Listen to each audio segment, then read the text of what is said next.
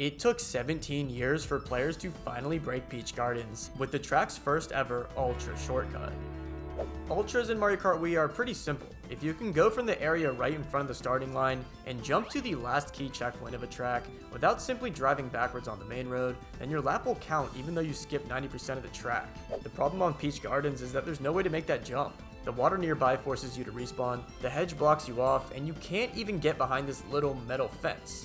At least, not from this section of the track.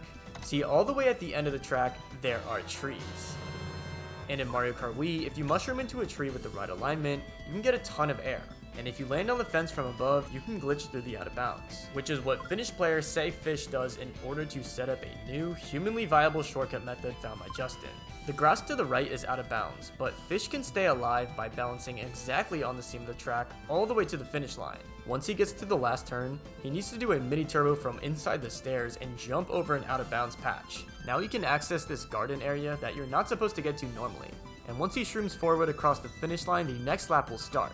Fish needs to turn around while inside the hedge. On his left side is out of bounds grass, and on the right is a void. He shrooms and drifts on the very edge of the road in order to go under the solid track in a technique called a seam swing.